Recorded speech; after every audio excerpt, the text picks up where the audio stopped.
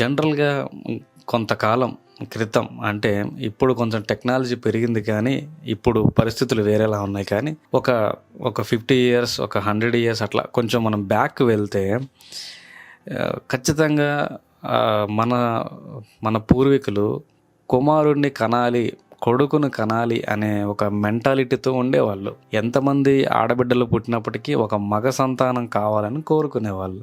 ఎందుకు అంటే పుత్రుడు పున్నామ నరకం నుంచి తప్పిస్తాడు. అంటే పుత్రుడు కొడుకు తలకొరిమి పెడితేనే మనకు స్వర్గం లభిస్తుంది అనే ఒక అభిప్రాయం, ఒక నమ్మకం మన పూర్వీకుల్లో ఉండేది. అందుకే మన వేదాలలో కూడా మనం చూసినట్లయితే అపుత్రస్య గతిర్నాస్తి, అంటే పుత్రుడు లేనివాడికి గతి లేదు అనే ఒక మాట కూడా మనం చూస్తూ ఉన్నాం. అంటే పుత్రుడు కావాలి, కొడుకు కావాలి, కొడుకు లేకపోతే మనకి స్వర్గం అనేది ఉండదు, కొడుకు తలకొరిమి పెట్టాలి, ఇలాంటి ఒక నమ్మకం మన పూర్వీకుల్లో కూడా ఉండేది.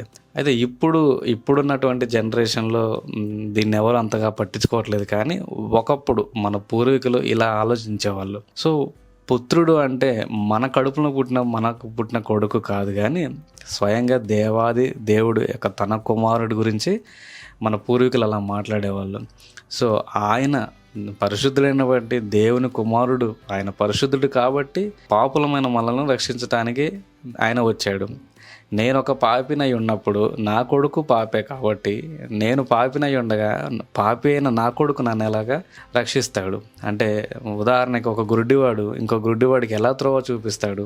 సో కాబట్టి ఒక పరిశుద్ధులైనటువంటి దేవుడు మాత్రమే పాపులమైనటువంటి మనలను రక్షించగలడు అనేది ఇక్కడ ముఖ్య ఉద్దేశం. అందుకు యేసుక్రీస్తు ప్రభువారు స్వయంగా ఒక స్టేట్మెంట్ ఇచ్చారు. ఏమని? యోహాను సువార్త మనం చూసినట్లయితే యోహాను సువార్త 14వ అధ్యాయం 6వ వచనంలో యేసు అక్కడ మాట్లాడుతూ, నేనే మార్గమును సత్యమును జీవమును, నా ద్వారానే తప్ప ఎవడును తండ్రి యొద్దకు రాడు అని ఒక స్టేట్మెంట్ ఇచ్చారు.